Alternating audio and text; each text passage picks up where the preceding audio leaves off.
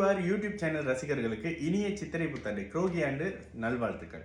மிதுன ராசிக்காரர்களுக்கு இந்த சித்திரை புத்தாண்டு எந்த மாதிரியான விஷயங்களை கொடுக்கிறது?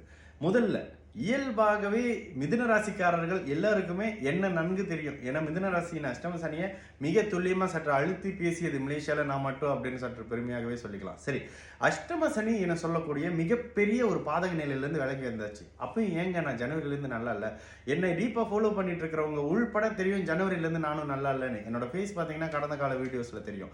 எல்லா மிதுன ராசிக்காரர்களுக்கும் ஜனவரி மாதத்திலிருந்து இந்த மே மாதம் 13ஆம் 14ஆம் தேதி வரைக்கும் அப்படி ஒரு சாதகமான நிலை இல்லை அப்படின்றது தான் உண்மை. சரி, என்னங்க நடக்குது? உங்களுடைய ராசிநாதனான புதன் ராகுவோட செவ்வாயோட அப்படி அப்படின்னு அடுத்தடுத்து வக்ர நிலை அது இதுன்னு சொல்லிட்டு தொடர்ந்து தன்னால் இயல்பாக செயல்பட முடியாத நிலையில இருக்காரு. இதனோட பலன் என்னவா இருக்கு? வேலை இடத்துல பிரச்சனை வந்துருச்சு. அஷ்டம சனி மறுபடியும் நமக்கு நடக்குதுன்ற ஒரு கேள்வி வந்தாச்சு.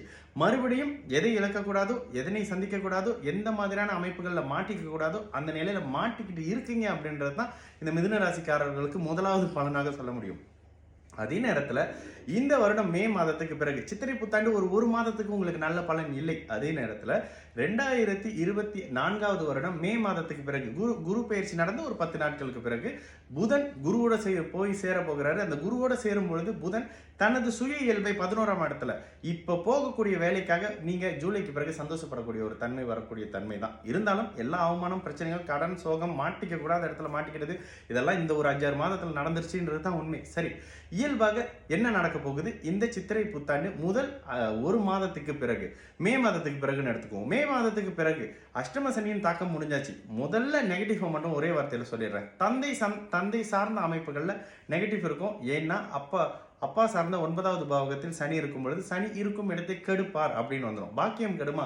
பாக்கியம் கெடாதுங்க. ஏன்னா அடுத்தடுத்த இன்னும் ஒரு 3, 4, 5 வருடத்துக்கு அப்படியே அடுத்தடுத்து சாதகமான நிலை தசாபுத்தி அமையும். சூப்பரா இருக்கிறவங்களுக்குலாம் இன்னும் கொஞ்சம் நல்ல நிலைமையிலே வந்துருவீங்க. சரி, 9வது இடத்துல இருக்கக்கூடிய சனி நிச்சயமாக அப்பா சார்ந்த தந்தை சார்ந்த அமைப்புகளை சற்று டிஸ்டர்ப் பண்ணுவார்ன்றது தான் உண்மை.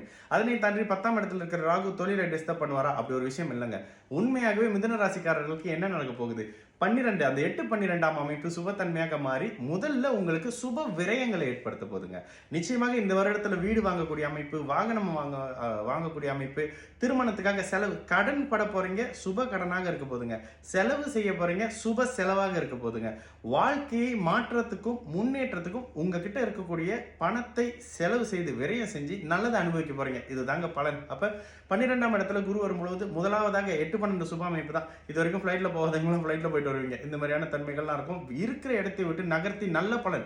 குரு 12ல இருக்காருன்னா பணம் இருக்கிற இடத்துல இருந்து தள்ளி இருக்கு. அதை தேடுறதுக்காக தொழில் அமைப்புகள்ல, வேலை சார்ந்த அமைப்புகள்ல போறீங்க அப்படின்ற மாதிரியான நல்ல பலன்கள் தாங்க. சுக்கிரனின் வீட்டில் இருக்கக்கூடிய குரு நல்லதுக்காக சுபகாரியங்களுக்காக உங்களை செலவு செய்ய போகிறார். மிக முக்கியமாக கணவனை மனைவியை இழந்து இருக்கக்கூடிய இல்ல பிரிந்து சாதகமற்ற தன்மையில் இருக்கக்கூடியவர்களுக்கு நிச்சயமாக நல்ல முடிவுகள் இந்த ஜூலைக்கு பிறகு வந்துடும். தொட்டதெல்லாம் அப்படியே ஒரு மாதிரி இருக்கு, வழக்குகள்லாம் நிலுவையிலே இருக்குன்னு நினைக்கக்கூடியவர்கள் எல்லோருக்கும் கணவன் மனைவி சார்ந்த அமைப்புகள்ல மிக நல்ல மாற்றங்களாகும். அல்லது இதுல பிரிவு ஒரு சுமூகமான நிலையில இரண்டாவது வாழ்க்கைக்கான அறிமுகம் நிச்சயமாக மிதுன ராசிக்காரர்களுக்கு நன்றாகவே இருக்கும் அப்படின்றது முதலாவது நிலை அமைப்பு. இடம் மாற்றம் அப்படின்றது நிச்சயமாக இருக்கும். இது வேலை அமைப்புகள், தொழில் சார்ந்த அமைப்புகள்ல இடமாற்றம் இருந்ததுன்னா இதுக்கு பிறகு நீங்க தைரியமாகவே ஏற்றுக்கொள்ளலாம். ஏன்னா நினைத்தது அனைத்தும் நல்லதாக நடக்கக்கூடிய ஒரு காலகட்டம். பண விரயத்தின் மூலியமாக நல்லது வரப்போகுது. குடும்ப தலைவிகளாக இருக்கீங்க, குடும்ப தலைவராக இருக்கீங்க அப்படின்னாக்கா குழந்தைகள் வழியில நல்லது இருக்க போதுங்க. மிக முக்கியமாக கணவனாக இருந்தா மனைவி, குரு 4ஆம் பாவகத்தை பார்க்கிறார். குரு கேதுவை பார்க்கிறது. கேது இயல்பாக பார்த்தீங்கன்னா வலுத்து புதனை போலவே இருக்கிறது. நிலைத்த வருமானம், கணவனாக இருந்த மனைவி சார்ந்த அமைப்புகள்ல நல்ல முன்னேற்றம், மனைவிக்காக செலவு செய்யக்கூடிய அமைப்பு, இது அத்தனையும் நடக்கக்கூடிய ஒரு காலகட்டம் மிதுன ராசிக்காரர்களுக்கு. படிப்புல போக்கஸ் பண்ண முடியல, நினைச்ச மாதிரி படிப்பை என்னால தேர்ந்தெடுக்க முடியல, ரொம்ப குழப்பமாக இருக்கு அப்படின்னு சொல்றவங்களுக்கு இன்னும் ஒரு மாதம் அந்த குழப்பங்கள் இருக்கும். ஜூலை மாதத்துக்கு பிறகு மிக நல்ல அமைப்புகள்ல எங்க விட்டீங்களோ அங்கவே மறுபடியும் தேடி அதை படிக்கக்கூடிய அமைப்புகள்ல நிச்சயமாக மாணவர்களுக்கு இருக்கும். காதல் எல்லாம் இதுக்கு பிறகு சக்சஸ் ஆயிருங்க. காதல் சக்சஸ் ஆயிரும். திருமண அமைப்புகள் நல்ல மாதிரி முடிஞ்சிடும்.